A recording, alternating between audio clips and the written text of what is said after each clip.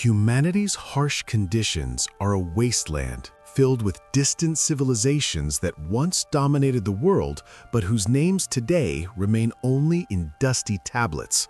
The Sumerians, the Hittites, the colossal Babylon, the invincible Rome, all were home to armies of soldiers, towering stone temples, and kings who made the world tremble. But they all crumbled, became similar, and vanished. So how did a small nomadic tribe from the scorching deserts of the Middle East, without an army, provinces, or massive pyramids, manage to survive for 3,500 years, enduring all kinds of exile, massacres, and hatred without losing a single gram? The answer lies not in the sharpness of swords, but in the greatest psychological revolution recorded in the history of humanity.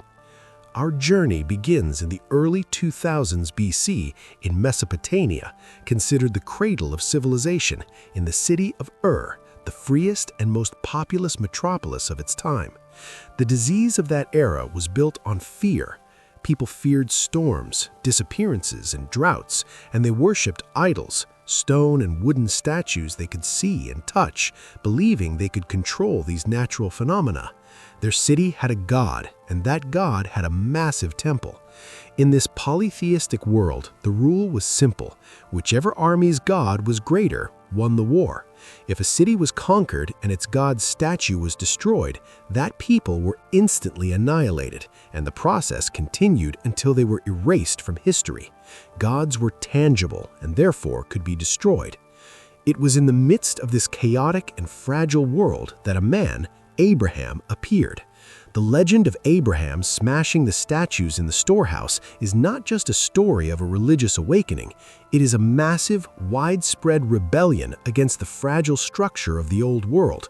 On that day, Abraham introduced a dangerous and profoundly powerful idea that nothing could change: the idea of a single God, formless in heaven or earth, immutable, invisible, and abstract. This abstract idea of God was in fact the most perfect survival weapon in history. Why? Because if your God didn't have a statue made of stone or gold, no enemy army could steal it. Even if your city was burned and destroyed, even if your temple was razed to the ground, your God's healing power would continue its journey within your mind. Abraham had invented that portable God that would save this nomadic people from annihilation. But Abraham didn't just connect with this abstract power. He did something no nation had ever done before. He signed a covenant, or brit, with this power. This was a legal and procedural bargain. The terms were extremely clear. These small tribes would reject the thousands of pagan civilizations surrounding them, obey only this visible God, and in return, God would protect them and give them a land of their own, the Promised Land. This morality was the moment when the famous chosen people complex, which forms the backbone of Jewish psychology, emerged. These beliefs erected a visible mental wall around their appearances. It made them feel different, special, and isolated from all other nations. This enormous psychological shield, preventing them from mixing with, assimilating into, and dissolving into other cultures, was thus built on the hot sands of Mesopotamia. After donning this mental shield, Abraham and his tribes left the familiar and safe walls of They took their first steps into the unknown, into the merciless and unsettling depths of the battlefield, on the longest and bloodiest march history has ever seen. The greatest anomalies in human nature were born from this.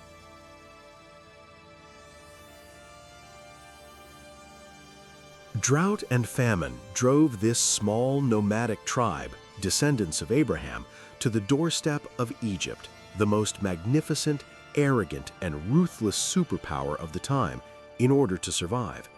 Initially, they were guests on the fertile banks of the Nile, but as their population grew, these people, who were different within Egypt's rigid, hierarchical, and god-king, Pharaoh, ruled sociological structure, began to be seen as a silent threat to the system. Guest status gave way to one of the most systematic and oppressive persecutions in history. The Jews did not only experience physical slavery in Egypt, while carrying stones in the shadow of those colossal pyramids and temples, while being crushed under the whip, they felt the chilling psychology of being the other and the humiliated minority for the first time in history. But there was a sociological truth the pharaohs failed to account for. Suffering is the strongest glue that binds a nation together and gives them an identity of steel. Crushed under the crack of the whip, this people, instead of bowing to the gods of Egypt, clung even more tightly to their inner selves, to that invisible covenant. Far from destroying them, Egypt's tyranny transformed their belief in the chosen people into an unbreakable collective memory. The world's most powerful state was oppressing them, yes, but in their minds, they were still the only people marching towards that special, promised land. It was at the point where this despair and collective trauma reached its peak that one of history's most charismatic and ruthless leaders emerged, Moses. Moshe. Moses' story is not just about leading a people out of Egypt, the Exodus. He is a colossal sociological engineer who transformed a mass of undisciplined, cowardly people trapped in a slave mentality into the world's most resilient and uncompromising society of law. The legend of the parting of the Red Sea, however visually magnificent, the real great miracle and revolution took place at the foot of Mount Sinai. When Moses descended from that smoking mountain, he didn't just carry 2 tablets of stone. He was building an impenetrable wall around the minds of this people, a wall no army could ever breach. Beginning with the 10 Commandments, this process evolved into 613 strict rules, mitzvot, controlling every second of life, from rules of eating and drinking, kashrut, to how clothes should be sewn, from how worship should be conducted to the most intricate commercial dealings. But why so many, so detailed, and so stifling rules? Because laws are the most definitive boundary separating one people from another. No matter where in the world a Jew is exiled, no matter under which kingdom they fall, these strict rules, dictating what they eat, how they dress, and how they pray, ensure they always remain different and will not be assimilated. Moses transformed faith from a simple ritual into an unshakable discipline of life, as automatic as breathing. They were no longer just people believing in the same God, but a single body breathing under the same law.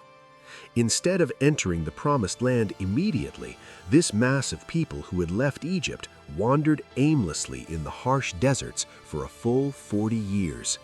This delay was not a punishment, but a flawless sociological purification project. The first generation, who remembered the sounds of the whip in Egypt, poisoned by the psychology of slavery and unable to bear the weight of freedom, had to perish in the desert. Only a new generation, born in the desert, molded by those harsh laws, free and warlike, who had never tasted slavery, could enter the promised land. And at the end of 40 years, when they reached the banks of the Jordan River, they were no longer cowardly slaves. They were a conquering army that would shake the earth and sky, with swords in their hands, laws in their minds, and the invisible God they carried before them.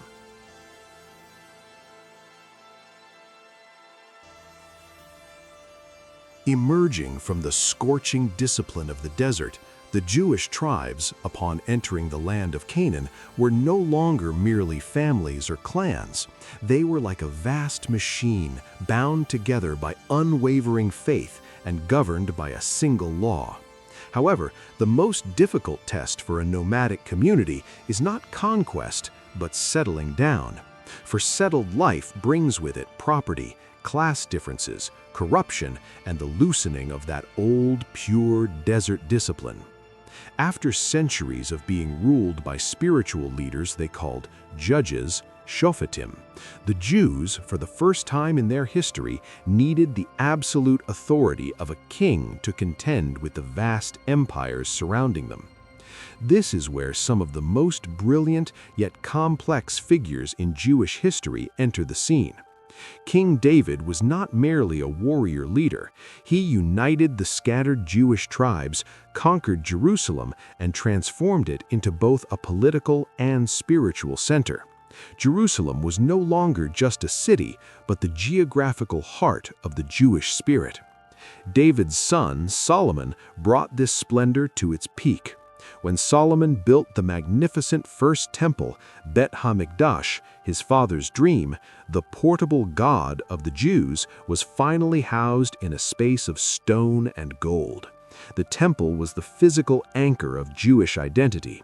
It was believed that as long as that building stood, the covenant with God would also stand.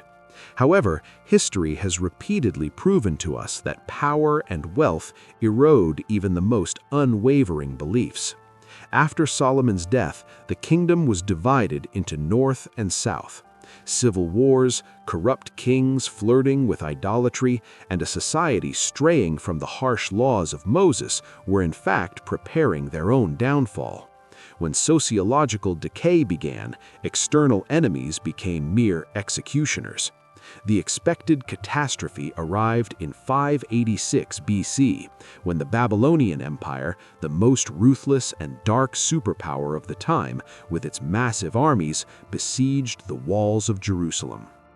When King Nebuchadnezzar of Babylon besieged the city, the world seemed to have turned upside down for the Jews. After months of famine and disease, the walls fell. When Babylonian soldiers entered Jerusalem, they didn't just plunder a city, they destroyed the sacred First Temple, the very reason for the existence of the Jewish people. For the Jewish people, this was not just a military defeat, but an ontological apocalypse. The house of God had been destroyed. Had the covenant been broken? Were they to perish? When the Babylonian army chained the thousands of surviving Jews and sent them on the humiliating Babylonian exile, one of the greatest tragedies the ancient world had ever seen was unfolding. But it was precisely here that one of history's most astonishing sociological transformations occurred. The Babylonians believed that the Jews, like dozens of other peoples, would be assimilated and disappear. Because, according to the beliefs of that time, the God of a people whose temple had been destroyed was also considered defeated. However, amidst the colossal towers and hanging gardens of Babylon, while living in slavery and exile, the Jews devised an ingenious method to preserve their identity, establishing a mental homeland. They had no temple, but they now had their texts. During the Babylonian exile, the texts of the Torah were compiled, written down, and systematized. Now, wherever they were, any place where they read that text became their homeland. The Babylonian prisons, instead of destroying the Jewish people, became a crucible that transformed them into the people of the book. The physical destruction of the temple enabled Judaism to become placeless, that is, globalized.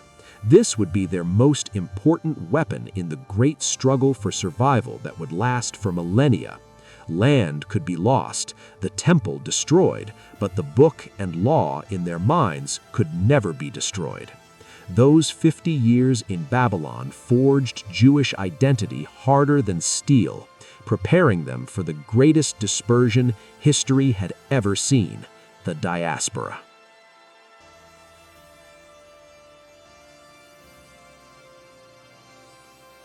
After 50 years in the dark dungeons of Babylon, a new glimmer of hope dawned for the Jews when the Persian Emperor Cyrus granted permission for their return to Jerusalem. The Second Temple was rebuilt on the ruins. The people were reunited with their land and the house of God. However, the Middle East was a region where peace never lasted long. Between Alexander's armies, the pressures of Greek culture and Hellenization, they faced the coldest, most mechanical, and most deadly war machine history had ever seen in the last century BC, the Roman Empire. The Romans generally allowed the peoples of the lands they conquered to worship their own gods. However, they had one strict condition: to ensure the integrity of the state, Sacrifices had to be offered to the emperor's statue, and he too had to be considered a demigod. This political demand fatally clashed with the unwavering belief in one God that the Jews had forged in Babylon.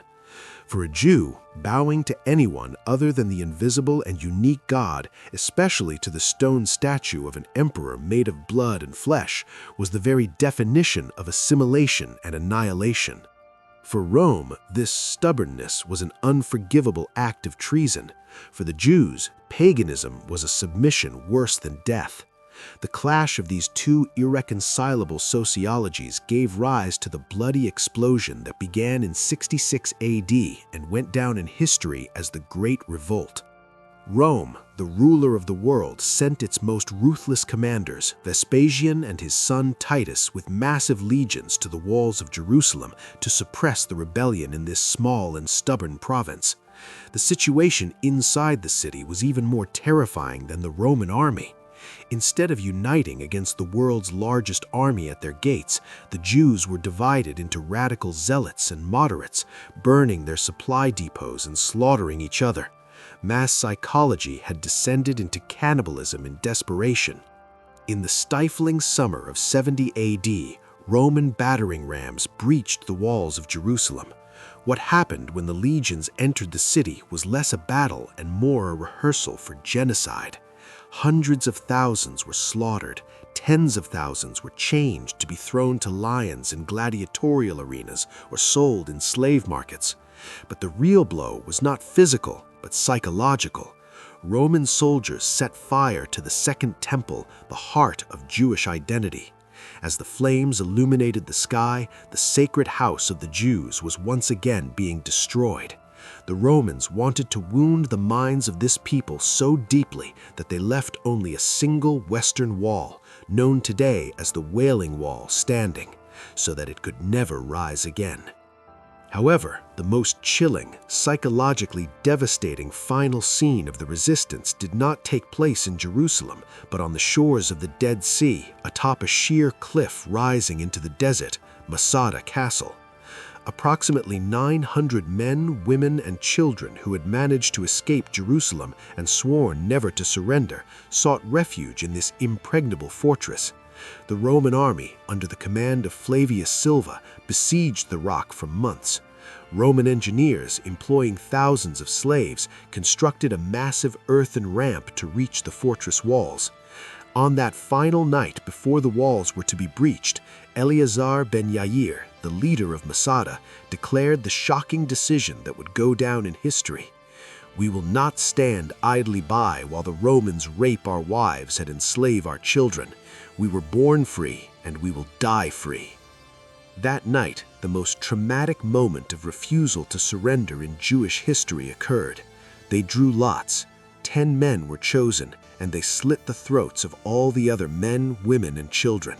Then one of those 10 men killed the other 9, and the last one plunged his sword into his own chest. The next morning, when Roman legions stormed through the walls, war cries, they found not a single soldier to fight them. There was a chilling, deathly silence consisting of only 900 corpses. The Jews, rather than becoming Rome's physical slaves, had taken their own lives, thus snatching away Rome's psychological victory.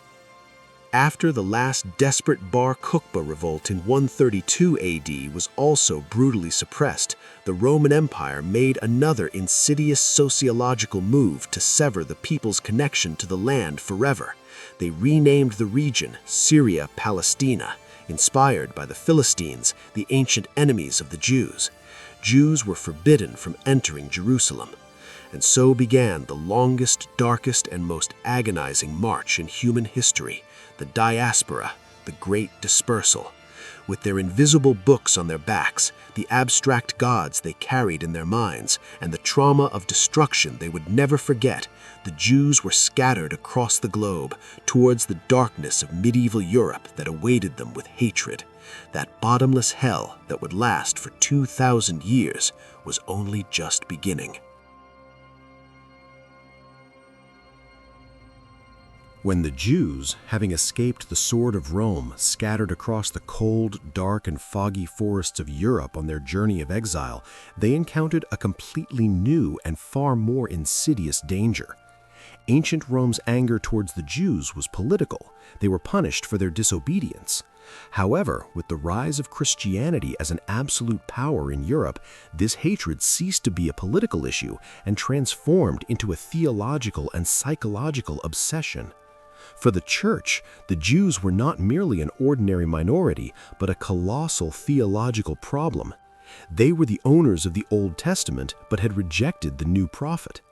The very existence of this stubborn people was perceived as a silent but constant threat to the legitimacy of the new religion.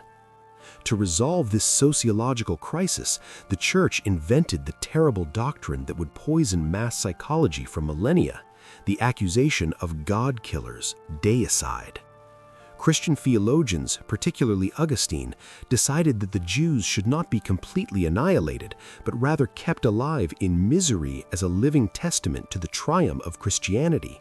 Like Cain, who murdered his brother and was condemned to eternal exile, the Jews were condemned to eternal humiliation in the heart of Europe with the stigma of being God-killers.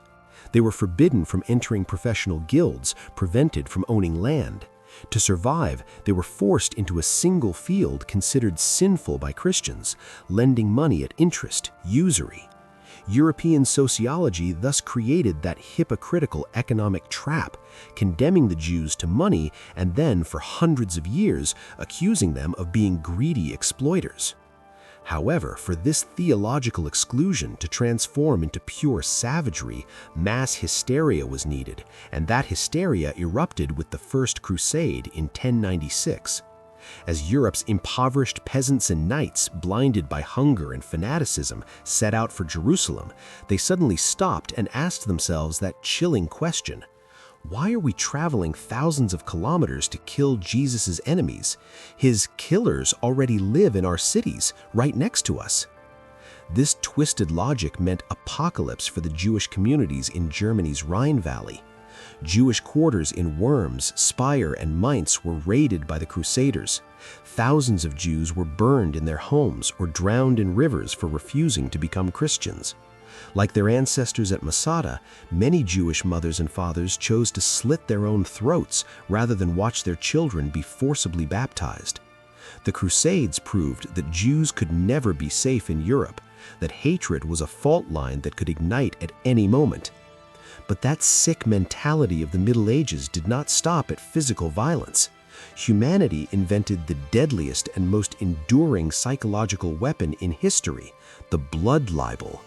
In 1144, when a young child was found dead in Norwich, England, the public, instead of searching for the culprit, immediately blamed the other. The lie spread that Jews had kidnapped the Christian child, tortured him to death by crucifying him just as they had done to Jesus, and used his blood to knead the unleavened bread, matzah, eaten during Passover. This claim was incredibly absurd. According to Jewish belief, consuming even a drop of blood was absolutely forbidden. However, mass psychology doesn't care about facts. The masses only seek a monster to vent their fears on. The blood libel spread like a virus throughout Europe. Every missing child, every unsolved murder, every sociological crisis within Europe was blamed on the Jews through this slander. People had been so demonized that it was believed they were no longer human, that they had tails, and that they performed rituals with the devil at night. Before you can physically destroy a society, you must dehumanize them in their minds. Medieval Europe attempted to absolve itself of all its own savagery, poverty, and sin by turning the Jews into this perfect scapegoat. For the Jews, the outside world had become absolute death, and their homes and the ancient texts they clung to were their only true refuge. In the mid-14th century, when the greatest biological catastrophe in human history struck the shores of Europe, the rotten foundations of medieval sociology crumbled completely.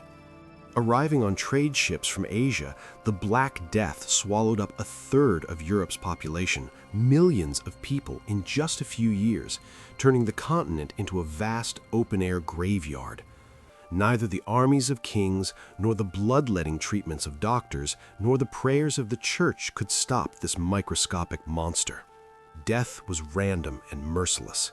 When the human mind could not come to terms with this chaotic and invisible horror, it did what it always did. It sought a tangible enemy, one it could hate and kill. This role of perfect scapegoat was once again assigned to the Jews. Across Europe, the lie that Jews had poisoned wells to eliminate Christians spread like wildfire. It was true that Jews were relatively less affected by the plague. However, this was not due to a magical antidote, but to the strict laws of purification that Moses had given them in the desert. The obligation to wash hands before meals, netilat yadayim, the rituals of washing and burying the dead immediately, and their isolation from Christians reduced infection rates. However, this biological advantage was interpreted in the paranoid European mind as definitive proof of their guilt. In hundreds of cities, including Strasbourg, Basel, and Erfurt, Jewish quarters were besieged even before the plague reached the cities. Thousands of Jews were crammed into their homes and burned alive. The plague had rotted Europe's body, but these massacres had rotted its soul. The greatest tragedy for those who survived this chaos would later unfold in the very land where they once felt safest, Spain. Under Muslim rule in Andalusia, Spain, Sephardic, had been a golden age for Jews, a time of great achievement in science, poetry, commerce, and philosophy. But when the Christian kingdoms reclaimed Spain, the Reconquista, this dream turned into a nightmare. Seeking absolute religious purity, Catholic kings Ferdinand and Isabella signed the Alhambra Decree in the fateful spring of 1492. Jews were given only two options: baptize and become Christian, or leave everything and flee Spain.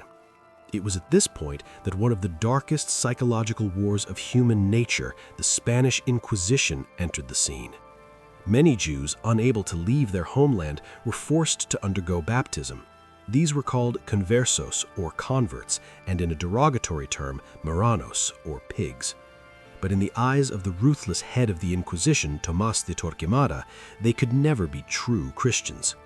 The paranoia that these people secretly continued to practice Judaism, crypto-Jews, transformed Spain into a vast intelligence network. Neighbors informed on each other. The absence of smoke from a chimney on Saturday or the refusal of a piece of pork was considered sufficient evidence for that family to be dragged to the torture chambers. These people, whose bones were broken and nails pulled out until they confessed, were finally tied to poles and burned alive in magnificent ceremonies called auto da fe, or act of faith, amidst the applause of the people. While Christopher Columbus set sail in 1492 to discover a new world, hundreds of ships departing from the same ports carried hundreds of thousands of Sephardic Jews driven from their homeland into the unknown. Europe was either burning, expelling, or forcing Jews to convert. But what would happen to those who were allowed to remain? The answer to this question was given in 1516 in the Italian city of Venice with the famous name ghetto, meaning copper foundry. Christian Europe needed the Jews' trade and money, but abhorred their presence. The solution was to confine them behind high walls. Jews who traded in the city during the day were forced to enter this high-walled, cramped, and airless neighborhood when the sun set in the evening. The gates were locked from the outside with massive chains and guarded by Christian sentinels until dawn. The ghetto was merely a physical prison, but a colossal monument of stone and brick to Europe's theological hatred of Jews. However, the sociology of the ghetto had the opposite effect. While Europe expected the Jews to be suffocated in darkness by being thrown inside those walls, they built a vast intellectual universe within them. Physical isolation protected them from assimilation. Although the streets were muddy, the literacy rate in the schools inside was 100%. While the Christians outside denigrated them, they sharpened their minds within the deep and endless discussions of the Talmud, Jewish law, and legends. The heavy iron gates of the ghettos became a shield protecting the Jews from European brutality, a beacon of memory stubbornly burning in the darkness. Their bodies were imprisoned, but their minds transcended those walls. By the end of the 18th century, the French Revolution, a colossal storm that fundamentally changed the mindset of Europe, had erupted. As cries of liberty, equality, and fraternity swept across the continent, Napoleon's armies, in every city they conquered, shattered the rusty locks of the Middle Ages, opening wide the massive iron gates of the ghettos that had imprisoned Jews for centuries. This people, who had lived in darkness, isolation, and exclusion for centuries, were suddenly thrust into the dazzling and dangerous light of the modern world. They were granted citizenship rights. The doors of universities, professions, and politics were opened to them for the first time.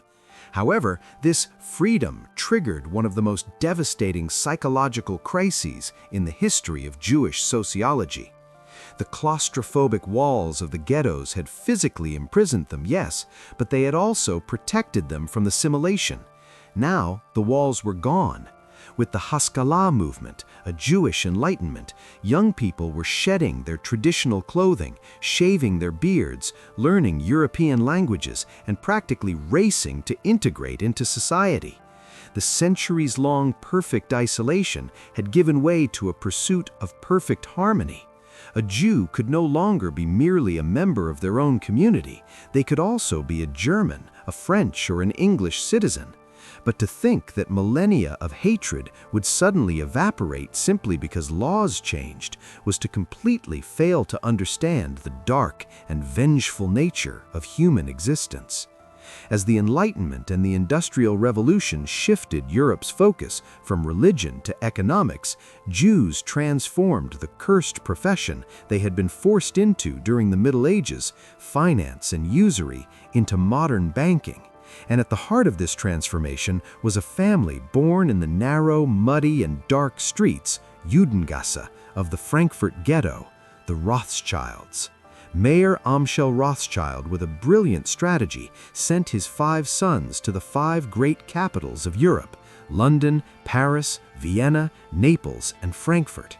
They had no armies or lands. They possessed an intelligence and courier network that operated far faster than the kings of the time, and a family sociology bound together by unwavering loyalty.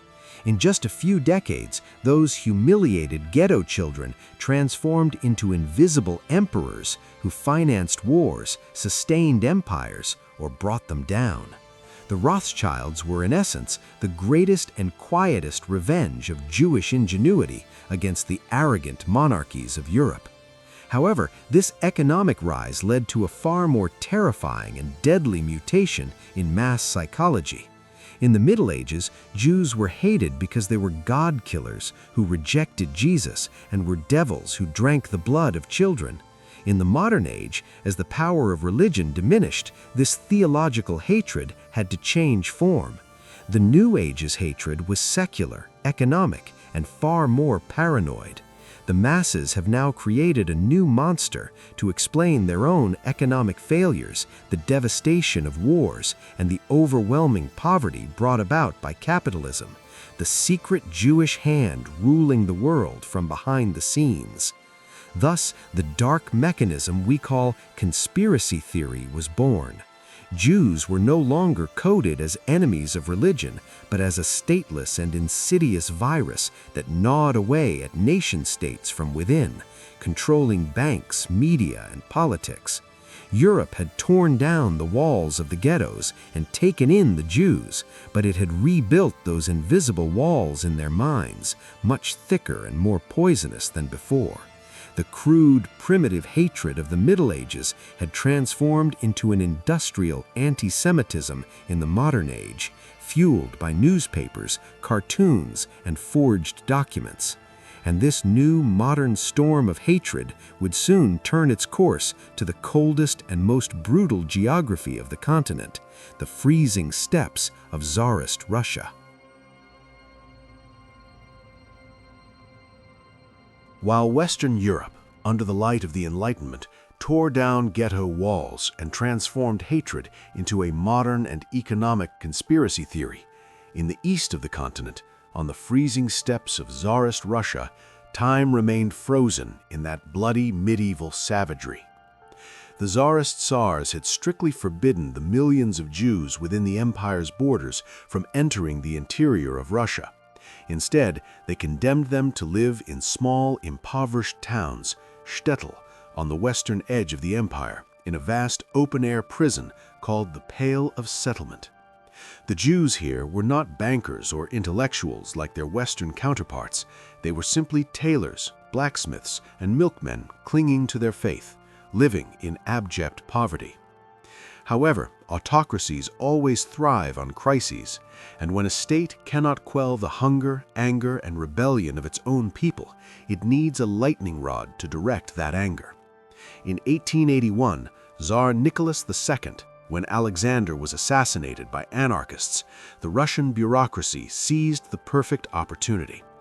Despite the fact that only one of the assassins was a woman of Jewish descent, the state-backed press and the church immediately delivered the familiar, poisonous message, "Jews killed our Tsar."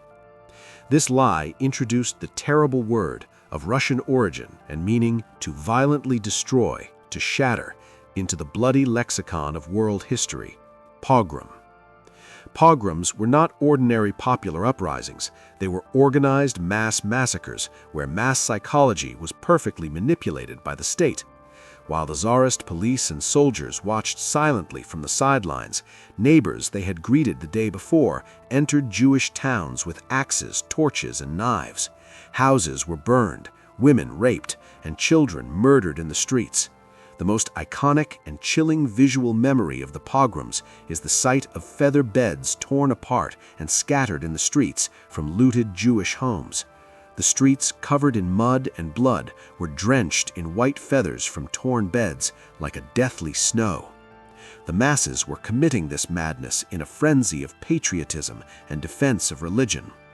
However, the Tsarist secret police, the Okhrana, knew that physical violence would not suffice. They needed an intellectual weapon to poison the minds of the elites and intellectuals. Thus, in 1903, they invented the deadliest, most fraudulent, and poisonous book in world history, the Protocols of the Elders of Zion. This book was a complete forgery. It was a word-for-word copy of an old French political satire, an absurd plot constructed by replacing the word statesman with Jew. The book claimed that supposed secret Jewish leaders met at midnight in a cemetery to discuss plans to seize the world through economic crises, wars, and media manipulation. This incredibly fabricated text perfectly served the psychology of people preferring the lie they want to believe to the truth. People were poor because secret Jewish bankers who ruled the world were stealing their money. Wars broke out because Jews were turning nations against each other. The Protocols didn't stay confined to Russia. It soon became a bedside book for millions, from Henry Ford to Adolf Hitler, transforming the mental infrastructure of the impending genocide, that evil Jew image, into an ironclad reality. For the Jews standing amidst the bloody snows of Russia, an undeniable truth had come to light. Europe would never accept them. Whether they hid behind ghettos, became enlightened and learned their language, or lived in the poorest villages, Europe's diseased sociology would always make them pay the price for its own crises. This terrifying enlightenment led to two enormous ruptures in Jewish history. 2.5 million Jews, leaving everything behind, boarded ships and crossed the ocean to America, a new continent. But in the minds of a smaller, much more radical group that remained, a very different and far more dangerous idea sprouted amidst the sword blows and fires. Led by an assimilated journalist named Theodor Herzl, they uttered the sentence that would reject the 2,000-year-old psychology of exile and shake the world. As long as we are guests of other nations, we will always be slaughtered. The guest status is over. We will rebuild our own state, our own army, in that first promised land, at any cost. Thus, the ideology that would forever change the fate of the Middle East was born, Zionism. As the 20th century dawned, German Jews considered themselves the safest, most integrated, and most German community in Europe. They had fought on the front lines for the German Empire in World War I, earned tens of thousands of medals, and shed blood. They were philosophers, doctors, composers, and scientists. Germany is the land of the Enlightenment, of Goethe, of Kant. Those primitive pogroms of Russia could never happen here, they said. But this was the deadliest, most tragic illusion Jewish history had ever seen, because that thin veil we call civilization was torn and thrown away in seconds with Germany's defeat in World War I and the subsequent terrible economic collapse. A people suffering from hunger, inflation, and a shattered national pride were searching for a scapegoat. Adolf Hitler and the National Socialist Party, Nazis, poisoned this sociological collapse with the stab-in-the-back myth, Dolchstoßlegende, and the fabricated protocols invented by the Russian Tsardom, transforming it into a perfect form of hatred. Nazi hatred was unlike the crude religious hatred of the Middle Ages. It was a supposedly scientific, biological, and utterly bureaucratic hatred. According to them, Judaism was not a religion, but a biological parasite poisoning the blood of the Aryan race. A parasite could not be negotiated with, it could only be eradicated. With the Nuremberg Laws of 1935, Jews were stripped of their citizenship, professions, and human dignity on paper. In the infamous Kristallnacht of 1938, when state-sponsored mobs burned synagogues and looted shops, violence spilled into the streets. But the truly chilling turning point occurred on January 20th, 1942, at the Wannsee Conference in a luxurious Berlin villa. Those gathered at Wannsee were not bloodthirsty barbarians or ignorant peasants. They were lawyers with doctorates, engineers, and high-ranking bureaucrats. Drinking their coffee and sipping their cognac, they discussed and decided in just 90 minutes how to systematically exterminate 11 million Jews in Europe. This decision was called the Final Solution, or Endlösung. Human history had never before witnessed such cold, mechanical, and rational evil. The state mobilized all its engineering and logistical power to destroy a people. The swords and fires of the Middle Ages were too slow, too primitive for the Nazis. They applied the assembly line logic of the Industrial Revolution to human extermination. Thus, the most horrific structures history has ever seen, the death factories, were built. Auschwitz-Birkenau, Treblinka, Sobibor, Belzec. Millions of people, crammed into cattle wagons from all over Europe, arrived at these camps after days of airless, waterless, and dark journeys, only to be met with impeccable manipulation of mass psychology. At the entrance to the camps, it read, "Work makes you free, Arbeit macht frei." Everything was built on a lie to prevent rebellion. The elderly, children, and the sick were immediately separated, told they would take a shower, and then led into those enormous cold concrete rooms underground. The doors were bolted shut with iron latches, and instead of water, Zyklon B, an agricultural pesticide, was thrown through holes in the ceiling. Within 20 minutes, thousands of people inside suffocated to death. Then the bodies were carried to the ovens by the other surviving Jewish prisoners, Sonderkommando. Their hair was extracted for textiles, their gold teeth for the state treasury, and the corpses were burned day and night in the enormous crematoria. These camps were industrial facilities whose raw material was living humans and whose product was ash. A person's identity, name, and history were erased. They were reduced to a number tattooed on their arm, and then to black smoke billowing into the sky from the chimneys. When the war ended in 1945, the bodies and ashes of 6 million Jews lay in those civilized lands of Europe. While the world pretended to be horrified by Nazi brutality, the bitter and chilling truth for the Jews had finally come to light. Europe, where they had sought refuge for 2,000 years, spoken their language, and fought in their armies, had annihilated them. Civilization, enlightenment, and assimilation were all a lie. From those chimneys flew not only the ashes of 6 million people, but also the last hope the Jews had held that they could be safe in the land of another nation. Only one option remained. Survivors, rising from the wreckage of the immense trauma of the Holocaust, turned their eyes to the barren lands they had abandoned 2,000 years earlier, the lands where their ancestors had made that first treaty. There was no more begging, no more assimilation, no more fleeing. They would build their own state, their own army. The greatest comeback history had ever seen was beginning, in its bloodiest and most controversial form.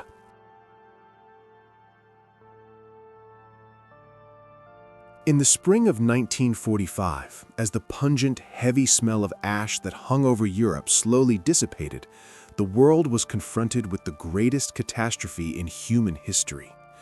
When the iron gates of the concentration camps opened, those who emerged were not human beings, but walking shadows. For the Shoah, Holocaust survivors, reduced to skin and bones, who had left their families, names, and histories behind in those gas chambers, there was now a bitter, chilling reality. They had no home to return to. Poland, Germany, Hungary, Europe had become a vast, cursed open-air graveyard for them. The civilized Europeans who had been their neighbors for centuries had either betrayed them, murdered them, or silently watched from their windows. This utter devastation triggered a psychological mutation in Jewish sociology paralleled in 2,000 years. Since the Babylonian exile, Jews had always been a waiting, passive people. They prayed in ghettos, waiting for the Messiah to come and save them. They didn't respond to violence with violence. They bowed their heads and hoped the storm would pass. But the Holocaust shattered this passive psychology forever. A manifesto of steel was etched into the minds of those who survived the death camps. No state will protect us. As long as we rely on the mercy of others, we will be slaughtered. We have only one option: our own land, our own state, and our own weapons. This psychological rupture heralded the death of the diaspora Jew, the weak, intellectual, victimized, and the birth of the new Jew, Sabra. Zionism, which Theodor Herzl had conceived decades earlier, was no longer a romantic ideology, but a literal ontological matter of survival.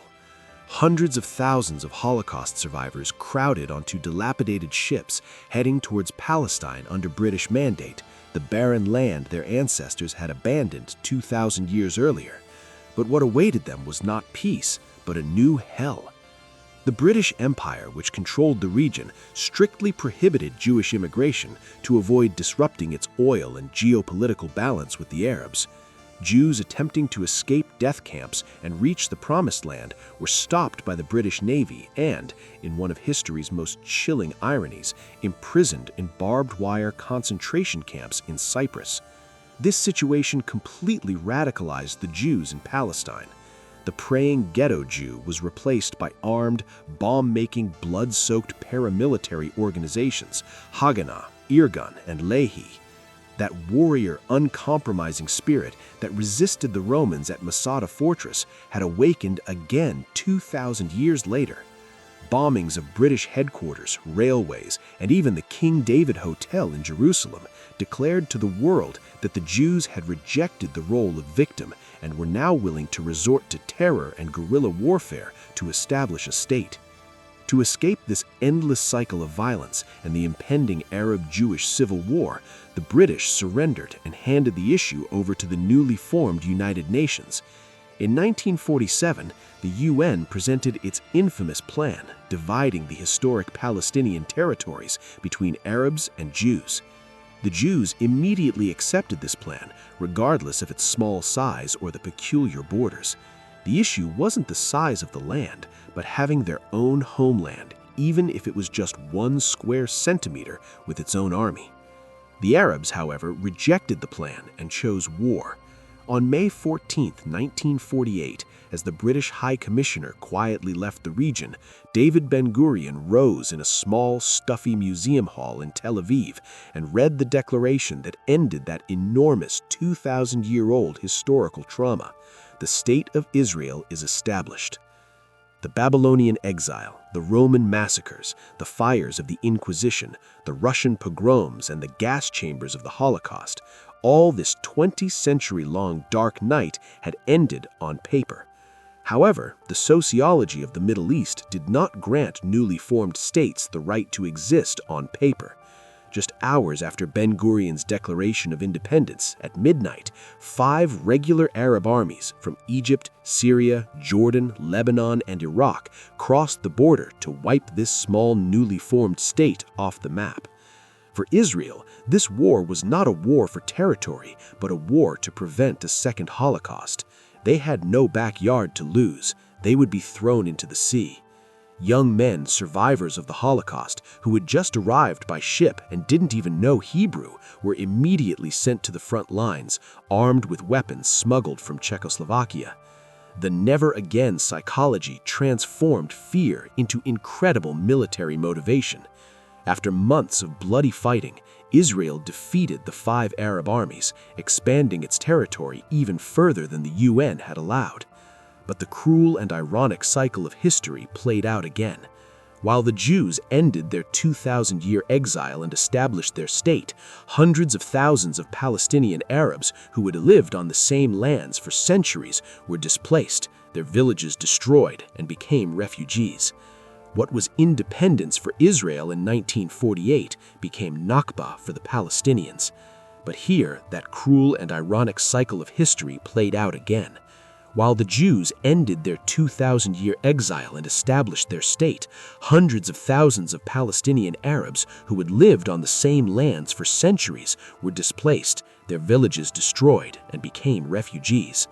1948, which was independence for Israel, became Nakba for the Palestinians. 2 traumas were sown in the same soil. The Jewish people were liberated, yes, but their state was born of blood. They were no longer victims, but to survive, they had to transform into the coldest, most heavily armed, and most ruthless military apparatus in the region. Israel was a massive fortress surrounded by enemies, and within that fortress lived a traumatized people haunted by 2,000 years of fear.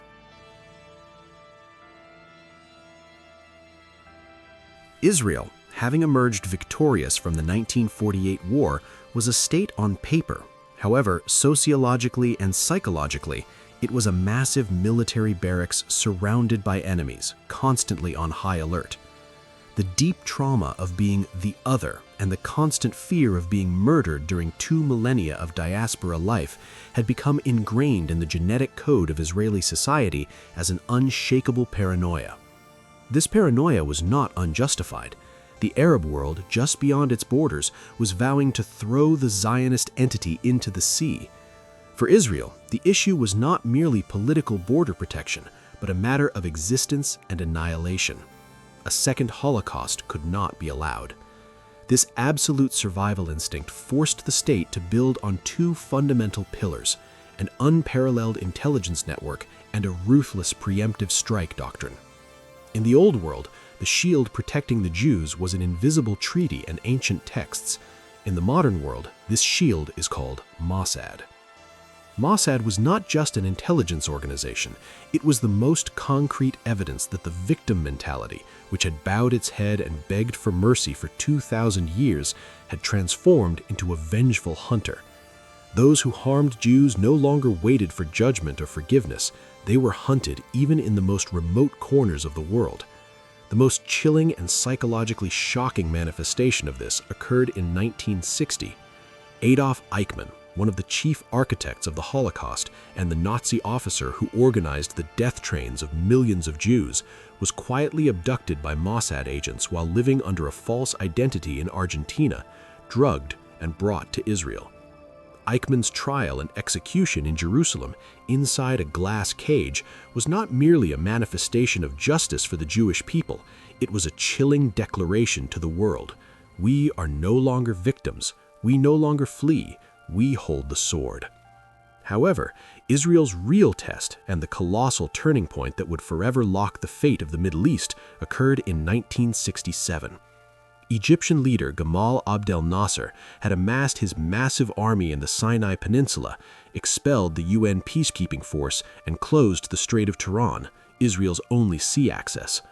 Syrian and Jordanian armies had also taken offensive positions along the borders. Arab radio stations broadcasted 24/7 warnings that Tel Aviv would burn and Jews would be thrown into the sea. Panic reigned in the streets of Israel. Parks were being prepared as mass graves. The new generation, raised with a never-again mentality, was in the midst of a claustrophobic crisis. Waiting was death. Israel, with the most savage instinct of mass psychology, decided to attack before attacking.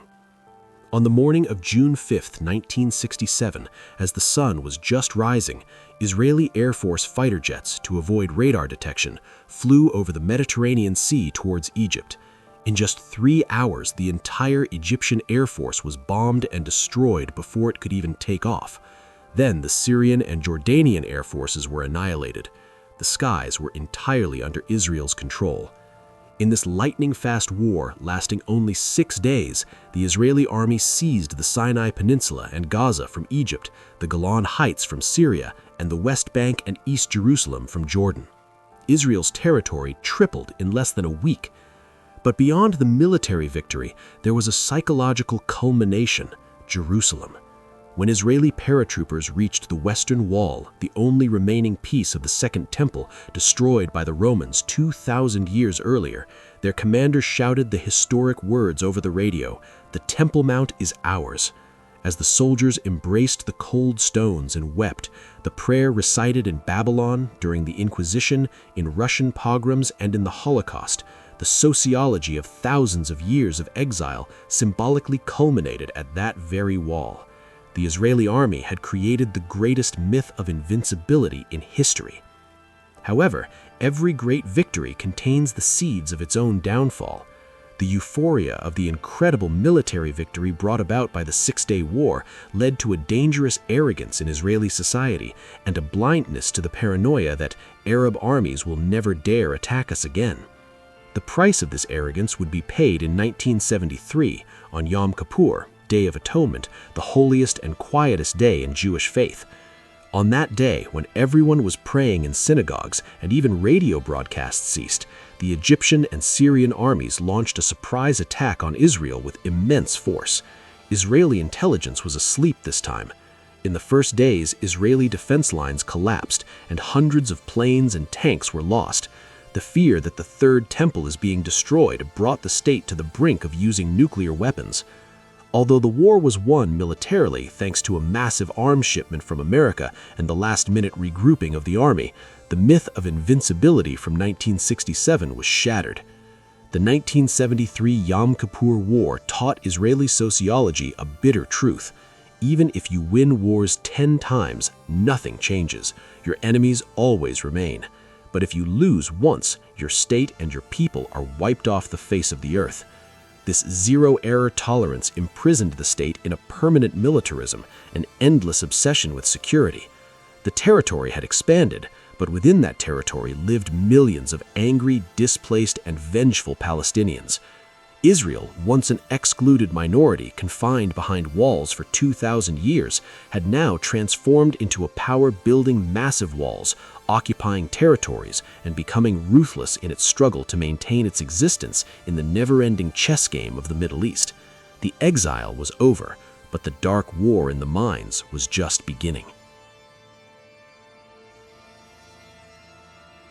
The Jewish story, which began with slavery in Egypt 3,500 years ago, was forged in exile in Babylon and turned to ashes in the ovens of Auschwitz, supposedly reached a happy ending with the establishment of the State of Israel in 1948. However, history has repeatedly proven that the revenge of the oppressed can sometimes be as dark as the cruelty of the oppressors. Israel was built upon the immense trauma of the Holocaust, but this foundation brought with it a crippled psychology. The end justifies the means. This mentality led to a modern tragedy that shook the world in the 21st century, where a people's struggle for survival turned into the genocide of another. Modern Israeli sociology constructed the slogan "Never Again" as a shield valid only for Jews. Beneath this shield, the occupation that has continued since 1967 has evolved into a systematic project of extermination. The massive walls of shame rising in the West Bank, the piecemeal dismemberment of Palestinian land, and the civil terror perpetrated by settlers were, in fact, a modern copy of the ghetto and isolation policies that Europe applied to Jews centuries ago. History was repeating itself with cruel irony. Those once confined to ghettos had now built the world's largest open-air prison, Gaza. However, the real turning point occurred in the third decade of the 21st century. Israel's security obsession and the state apparatus gripped by right-wing radicalism transformed the blockade and operations against Gaza from defense into a systematic genocide unfolding before the eyes of the world. This time, technology was mobilized not to protect Jews, but to wipe a people off the map. Modern artificial intelligence systems identified targets, missiles struck hospitals, schools, and shelters, and thousands of children perished under the rubble. Human history, after the Nazis' industrial death machines, had reached a new level.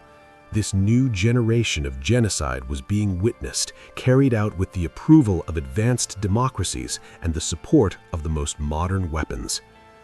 The humanitarian devastation in Gaza was not just the destruction of buildings, it was also the destruction of Jewish morality and that ancient teaching of mercy.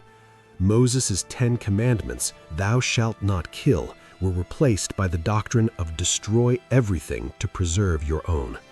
While the children and grandchildren of Holocaust survivors are now being tried for genocide in the world's highest courts, the honorable legacy of resistance in Jewish history is being stained with the blood of Palestinian civilians.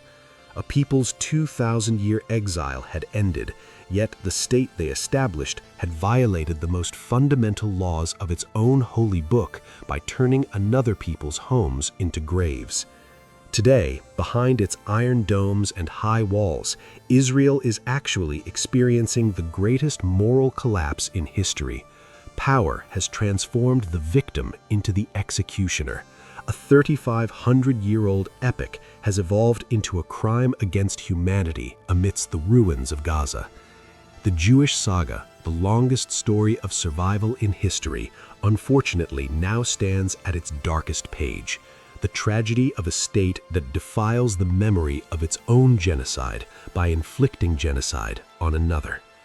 This endless blood feud and intoxication with power whispers to us, no struggle for survival that is not crowned with justice can ultimately escape creating its own executioner.